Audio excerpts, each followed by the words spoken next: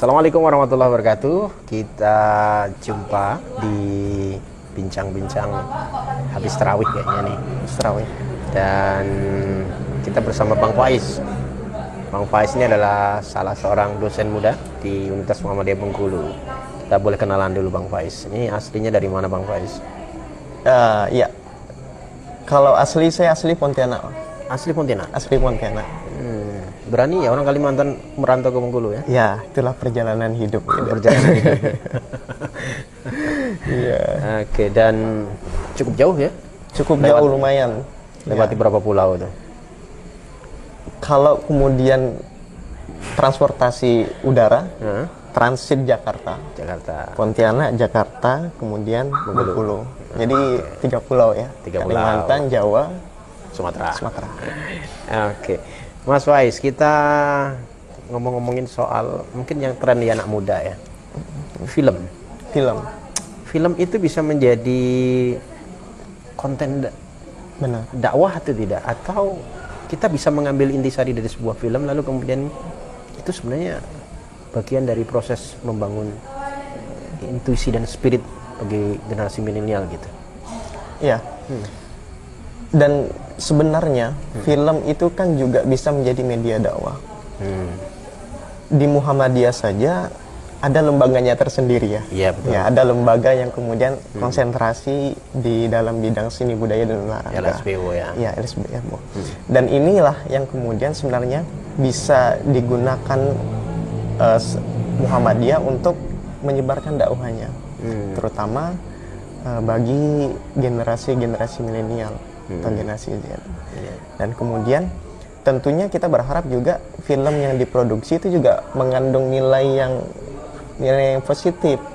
Jadi tidak hanya mengejar kuantitas dari segi produksi segala macam, tapi ada kualitas yang bisa diambil hikmahnya. Gitu. Jadi kalaupun film dia tidak hanya bicara soal estetikanya semata ya, tapi juga harus bicara soal apa sih yang mau dibawa, ruhnya, nilainya itu ya. Iya, dan film ini mau kemana? Gitu.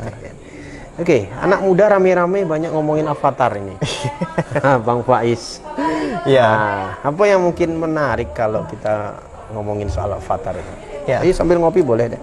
Oke, ini kuenya juga boleh sambil. Boleh ya sambilan. Ya. Iya.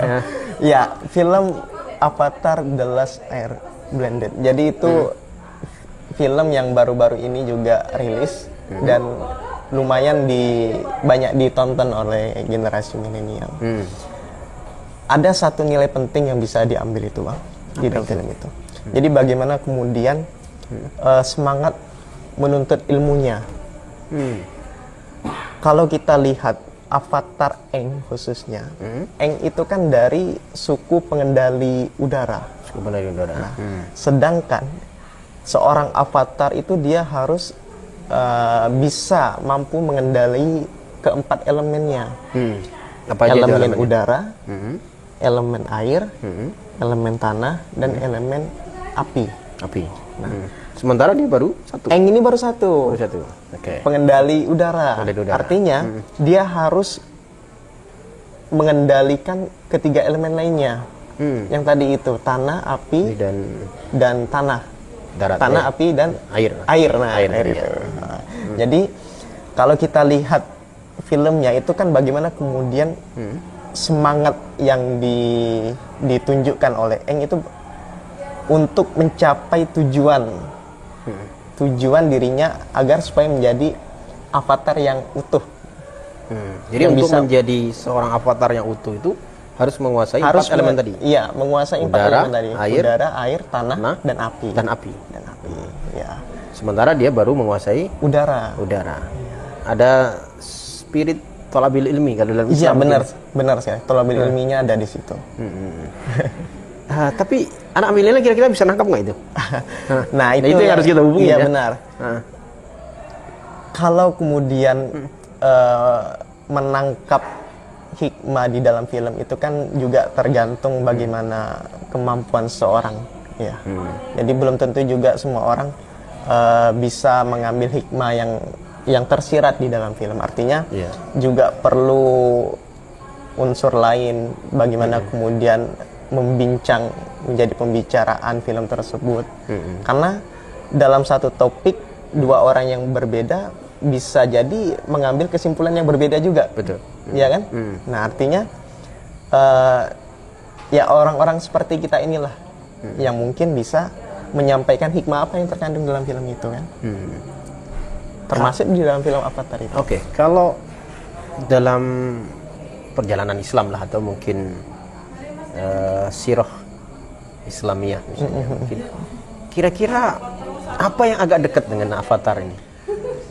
Iya, kalau kita menangkap hikmahnya tolabul ilmi, sebenarnya di dalam Al-Quran itu juga diceritakan bagaimana kemudian Nabi Musa juga mencari ilmu pengetahuan. Dalam Quran surat Al-Kahfi ayat ke-30 itu kan jelas bagaimana kemudian Nabi Musa diperintahkan Allah untuk belajar kepada hambanya Allah, yang Allah katakan hamba tersebut lebih pintar daripada kamu Musa. Gitu. Nah, kemudian Musa ini dengan pembantunya itu pergi berkelana mencari seorang hamba ini. Dan dalam beberapa tafsir disebutkan nama hamba ini Khidir. Khidir ya. Hidup di dua alam. Menguasai dua alam. Nah, dalam perjalanan itu ya, Bang.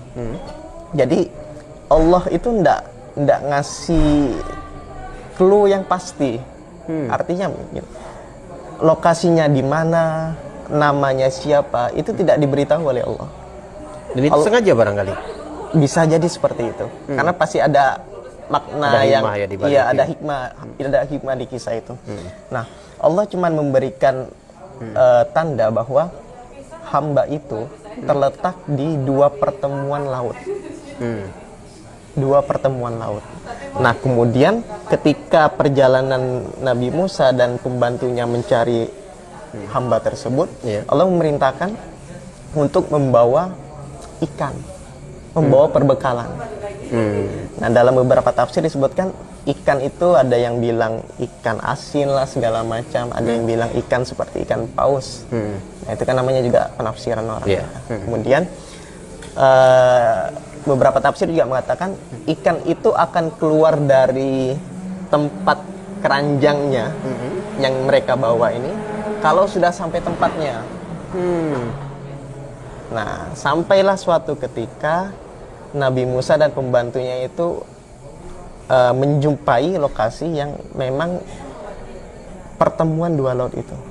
Dan benar ikan itu keluar dari keranjangnya. Nah, artinya apa? Seorang Nabi Musa saja, dia juga termasuk Rasul Ulul Azmi. Ya. Bagaimana istimewa kemudian, sekali kedudukannya sebenarnya ya? Istimewa sekali. Istimewa tapi sekali. Allah memberi apa ya? Tidak memberi clue yang jelas gitu ya. Iya, benar.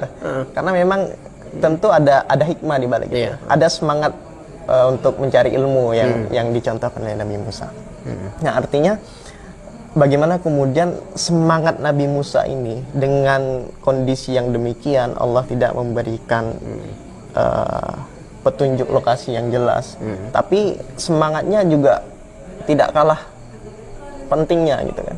Dan bahkan Nabi Musa mengatakan kepada pembantunya, saya tidak akan berhenti mencari seorang hamba ini sampai saya benar-benar menemukannya. Bahkan saya juga akan menempuh perjalanan ini walaupun dengan waktu bertahun-tahun itu Nabi Musa.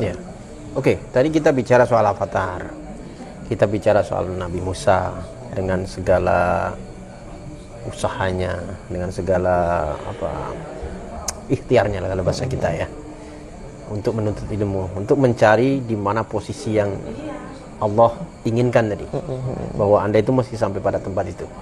Lalu kalau kita bicara soal kekinian ini, Bang Faiz ya. Kita lihat misalnya mahasiswa kita, atau kaum milenial lah. Kalau sekarang disebut kaum rebahan. Gak mau berpikir, maunya hidupnya senang. Tua maunya bahagia, mati maunya masuk surga, sholat nggak mau gitu kan. Soalnya tinggal. Ini gimana itu Bang Faiz? Ya gini.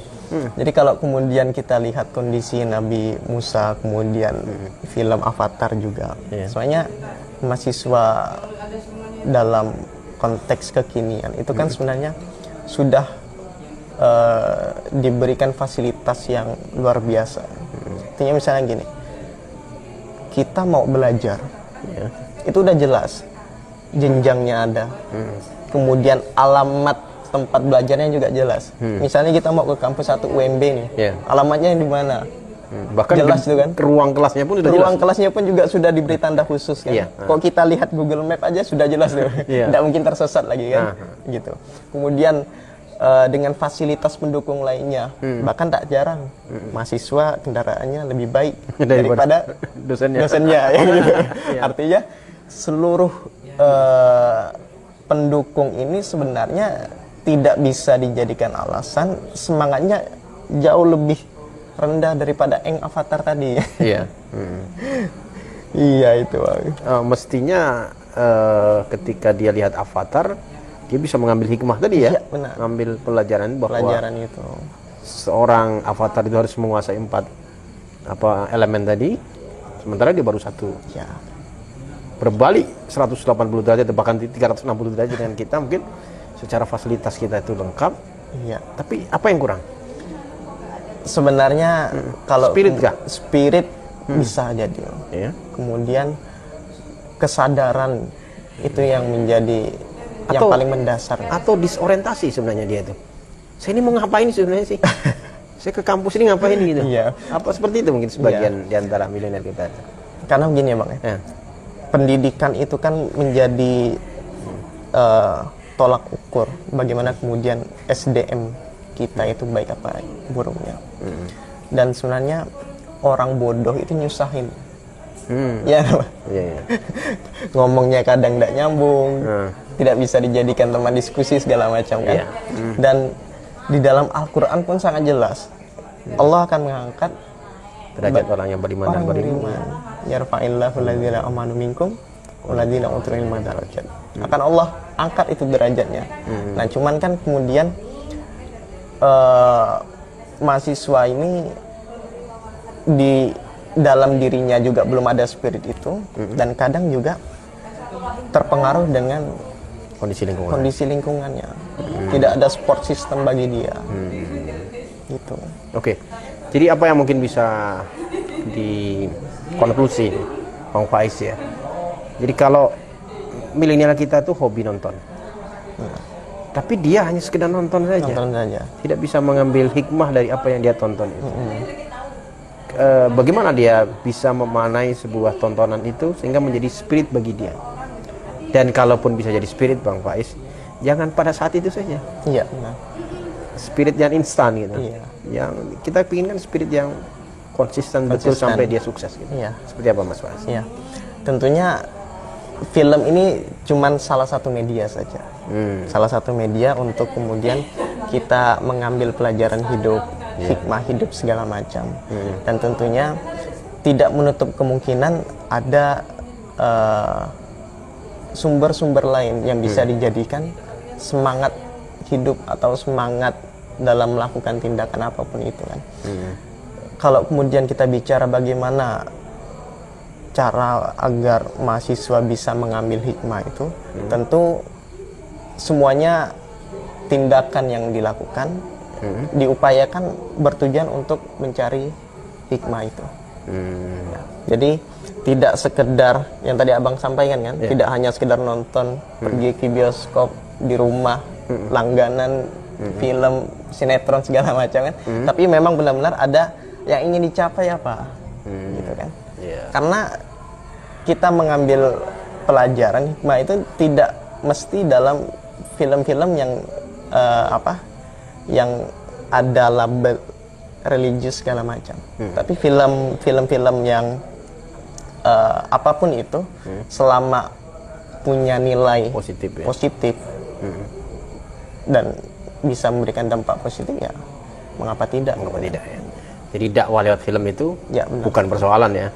Tapi bagaimana film itu menjadi sarana untuk membangkitkan inspirasi. Itu yang paling penting gitu ya. Oke Mas Faiz, makasih ya. Jadi boleh nonton Avatar ya? Avatar. Boleh ya? Boleh. Kesimpulannya boleh nonton Avatar, tapi jangan nonton doang. Ambil hikmahnya hikmahnya dari tontonan Avatar itu, hubungkan mungkin dengan contoh-contoh atau kisah-kisah kenabian, Iya, benar. bahwa ada proses untuk mencari ilmu yang luar biasa dari avatar ini. Avatar itu. Satu dimensi dia kuasai, dia harus mencapai kesempurnaan lainnya. 4 dimensi. Dimensi. Begitu juga dengan kisah-kisah para nabi atau khulafaur rasyidin yang dulu begitu leluasa untuk Iya. mencoba mencari ilmu itu, dan itu yang harus kita Iya. itu yang harus kita inspirasikan dalam diri kita gitu Mas Faiz ya. Mudah-mudahan bermanfaat Mas Faiz ya. Amin. Mudah-mudahan bermanfaat. Dan terima kasih. Mudah-mudahan ini menjadi inspirasi bagi kita bahwa sekali lagi film ataupun tontonan sebenarnya baik asal kita bisa mengambil hikmah dari apa yang kita tonton itu sendiri. Terima kasih Mas Faiz. Assalamualaikum warahmatullahi wabarakatuh. Waalaikumsalam warahmatullahi wabarakatuh.